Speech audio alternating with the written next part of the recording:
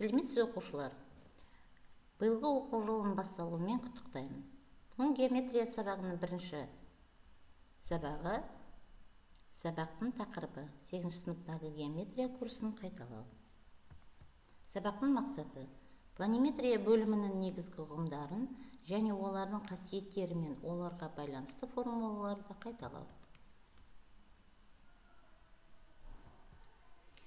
Ал оқушылар қазір шағын зерттеу жұмысын жүргізейік. Дәптерлеріңізді ашып, бүгінгі ай мен күнімізді жазып, кез келген дөңес бес бұрышты салыңыздар. Бес бұрыш. Кез келген дөңес бес бұрыш.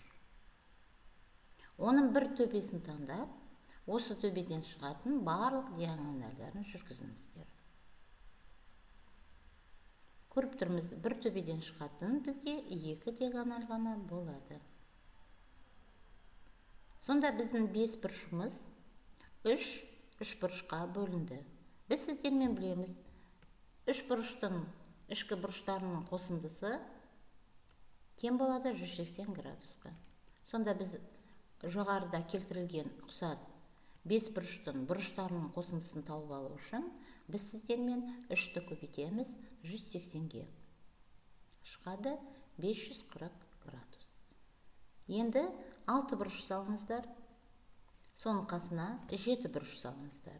Бір төбеден шығатын диагональдар жүргізіп, барлық арқылы үш бұрыштарға бөліңіздер.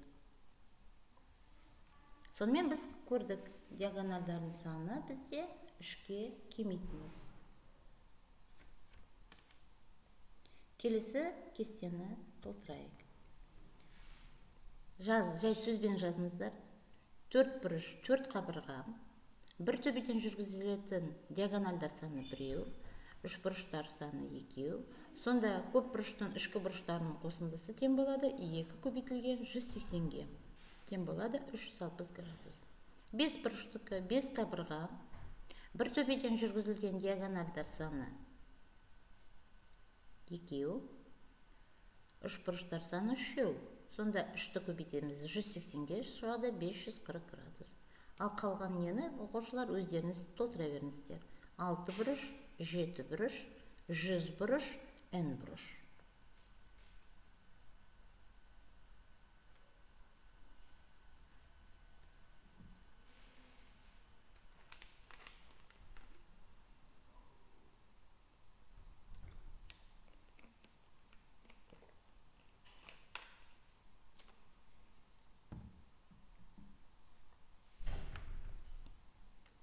Сонымен көріп тұрмыз, n бұрыштың ішкі бұрыштарының қосындысы тең болады 180 көбейтілген n-2-ге.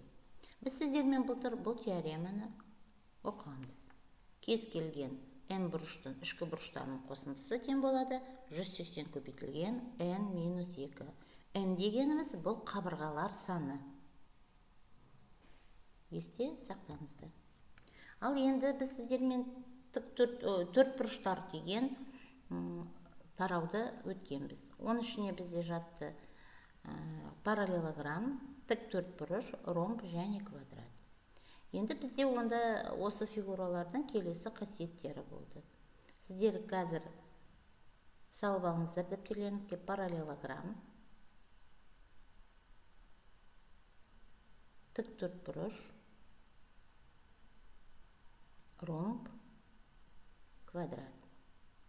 Мен сіздерге қазір қасиеттерін оқимын, сіздер сол фигуралардың қасына плюсик деген таңбаны қоя бересіздер.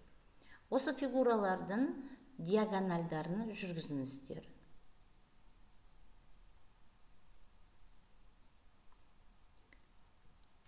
Ал енді бірінші қасиетіміз. Диагональдары қиылысады және қиылысу нүктесінде қақ бөлінеді.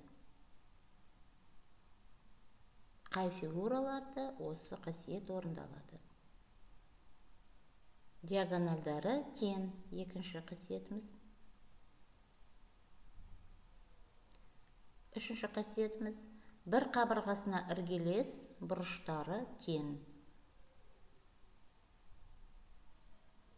Диагональдары бұрыштарын қақ бөледі.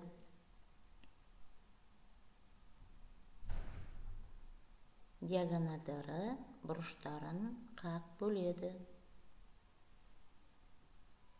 Диагональдары перпендикуляр.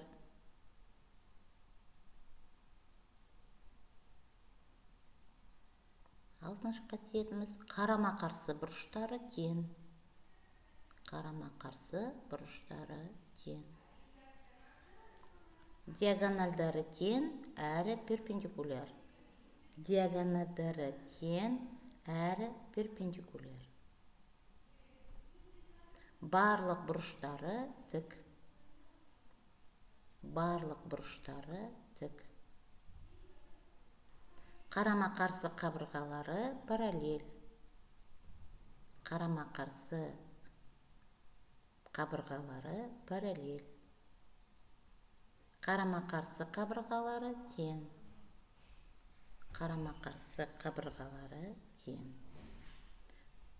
И соңғысы барлық қабырғалары тең.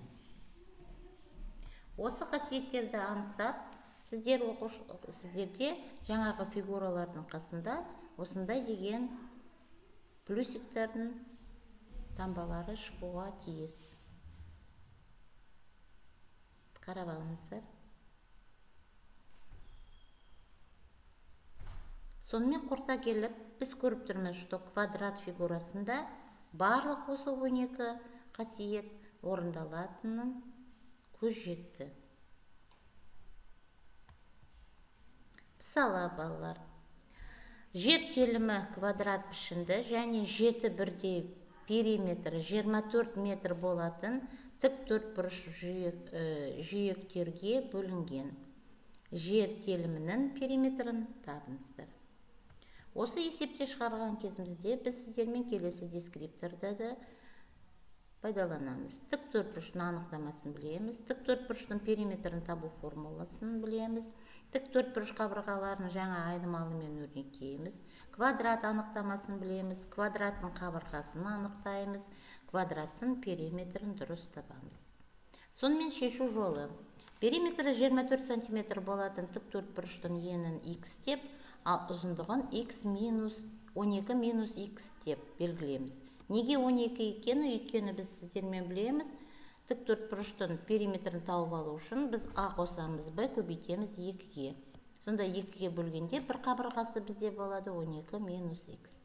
Жер телімі осындай жеті төртбұрыштан құрылған болғандықтан квадраттың қабырғаларын 7x және 12 минус x болады.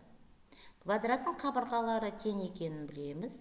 Сонда бізде шығады келесі теңдеу. 7x-тен 12 минус x. X-терді бір жаққа көшіріп, 8x-тен 12 деп шығарамыз, x-тен 1,5. Сонда квадраттың периметрін тауып алу үшін біз сіздермен p-тен 4 көбейтеміз, 12 минус 1,5 деп есептегенде бізде шығады 42 см. Сонымен жауабы 42 см. Келесі тапсырмаларды оқушылар сіздер үйде орындайсыздар. Параллелограммның екі бұрышы 7 бөлу x қатынасындай болса, онда кіші бұрышын табыңыздар дейміз. Ромбтың қабырғасын 1 см-ге, ал доғал бұрышы 120 градусқа тең, оның кіші диагоналін табыңыздар. Келесі сабаққа шейін сау болыңыздар.